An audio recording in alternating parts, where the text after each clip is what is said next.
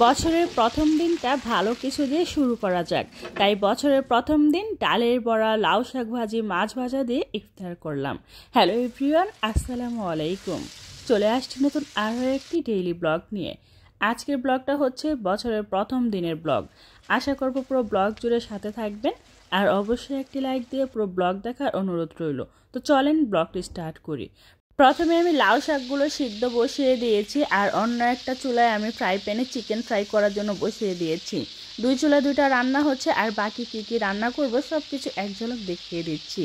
ডালের বড়া বানাবো, চিকেন দিয়ে আলু দিয়ে রান্না করব, সেই সাথে মাছ ফ্রাই করব, আর হচ্ছে লাউ শাক ভাজি করব, আর পেঁয়াজ কাঁচামরিচ যা যা লাগে সব কিছু গুছিয়ে নিয়েছি। এই যে চিকেনগুলো আমি এক এক করে দুইটা ফ্রাই প্যানে ফ্রাই করে নিয়েছি, আর ফাইনালি ফ্রাই করা হয়ে গিয়েছে। আর অন্য দিক দিয়ে লাউ শাক ভাজিটাও হচ্ছে, দেখেন কি পরিমাণের পানি উঠছে, এই পানিগুলো একদম শুকিয়ে ফেলবো। একটা কড়াইয়ের মধ্যে পরিমাণ মতো তেল দিয়ে দিচ্ছি। তেলটা একটু গরম হয়ে গেলে পেঁয়াজ কুচি দিয়ে দিচ্ছি। এখানে আমি রান্না করব চিকেন দিয়ে আলু দিয়ে রান্না করব, একটু মাখো মাখো করে। তো এই যে সব ধরনের মশলা একটু পানি দিয়ে গুলিয়ে তারপরে এই যে পেঁয়াজের মধ্যে দিয়ে দিচ্ছি।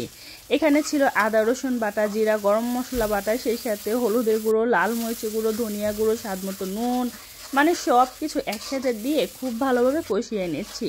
মশলাটা একদম প্রপারলি খুব ভালোভাবে কষিয়ে নেওয়া হয়ে গেলে ওই যে ভেজে রাখা চিকেন ওইগুলো দিয়ে দিচ্ছি। এটা ছিল ব্রয়লার মুরগি, তো ওইটা আমি সবটুকুই দিয়ে দিয়েছি, দেখতেই পাচ্ছেন।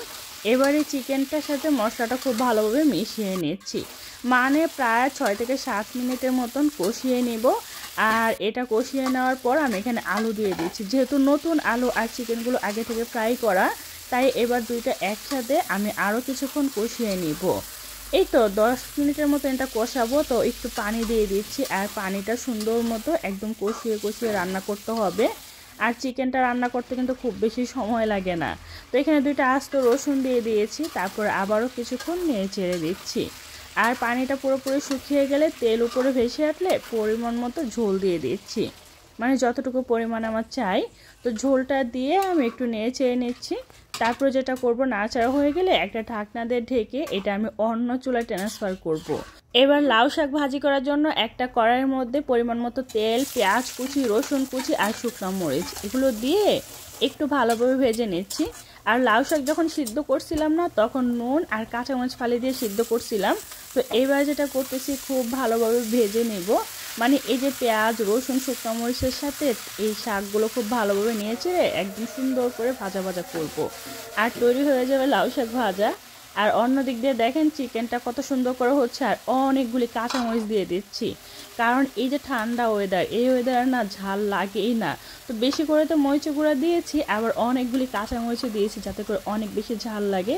আর এই যে ব্রয়লার যে চিকেনগুলো থাকে না, একটু ঝাল ঝাল না হলে ভালোই লাগে না। যাই হোক, খুব সুন্দর করে রান্না করছি, যারা খাইছে একদম চেটে পুটে খাইছে, আর সবাই তো অনেক বেশি প্রশংসা করছে। যাই হোক, এই যে সুন্দর করে রান্না বান্নার ডান, চিকেনের কালারটা দেখেন কত সুন্দর হয়েছে না।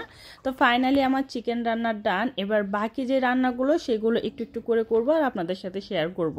প্রথমে একটা ফ্রাই প্যানে তেল গরম করে ডালের বড়াগুলো ফ্রাই করে নিচ্ছি।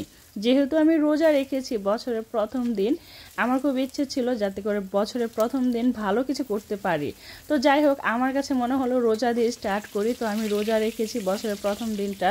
তো আপনাদের বছরের প্রথম দিনটা কোন ভালো কাজ দিয়ে স্টার্ট করছেন অবশ্যই কমেন্ট করে জানাবেন, ঠিক আছে? তো এই যে আমি এক এক করে ডালের বড়াগুলো সুন্দর করে ফ্রাই করে নিয়েছি। বিশ্বাস করেন, এই ডালের বড়ার মধ্যে ধনিয়া পাতা কুচি দেওয়ার কারণে এত সুন্দর একটি স্মেল আসছে, আর অনেক বেশি মজা হয়েছে। আমার আম্মু তো বলছে ডালের বড়াগুলো নাকি আজকে অনেক বেশি মজা লাগছিল। তো এই যে আমি এক এক করে একটা ফ্রাই প্যান ফ্রাই করে নিয়েছি ডালের বড়া, তো আবার আরেকটা ফ্রাই প্যানে দিয়ে দিয়েছি। তো এই যে ফাইনালি সবগুলো ডালের বড়া ফ্রাই করা হয়ে গিয়েছে। এবার যেটা করব, আমি এখানে ভাটা মাছ মশলা দিয়ে ম্যারিনেট করে রেখেছিলাম প্রায় 30 মিনিটের মতো। এবার এগুলো মুচমুচে ফ্রাই করব।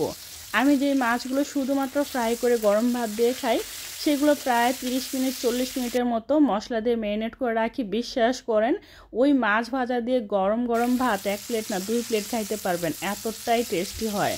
তো এই যে আমার এই মাছগুলো সুন্দর করে ভাজা হয়ে গিয়েছে। আমি সবসময় একটু তেল রাখি, কারণ মাছের তেল দিয়ে গরম ভাত খেতে অনেক বেশি ভালো লাগে, যদিও এটা স্বাস্থ্যের জন্য ভালো কিছু নয়। তো যাই হোক, আমার ইফতারির সময় হয়ে যাচ্ছে। প্রথমে আমি প্লেটটা সাজিয়ে নিচ্ছি লাউ শাক ভাজি, ডালের বড়া আর হচ্ছে মাছ ভাজা। বছরের প্রথম দিন ডালের বড়া, লাউ শাক ভাজি, মাছ ভাজা দিয়ে ইফতার প্লেটার সাজিয়ে নিলাম। তো আমার আজকের এই ইফতার প্লেটার সাথে আমার আম্মুর প্লেটারটাও একটু দেখাচ্ছি। আজকের ভিডিওটা কেমন লাগছে অবশ্যই কমেন্ট করে জানাবেন। ভালো লাগলে লাইক, কমেন্ট, শেয়ার করে দিবেন। চ্যানেলটা সাবস্ক্রাইব করে রাখবেন আর পেজে লাইক ফলো দিয়ে সবসময় সাপোর্ট করবেন। সো আজকে এই পর্যন্ত, সবাই ভালো থাকবেন। আল্লাহ হাফেজ।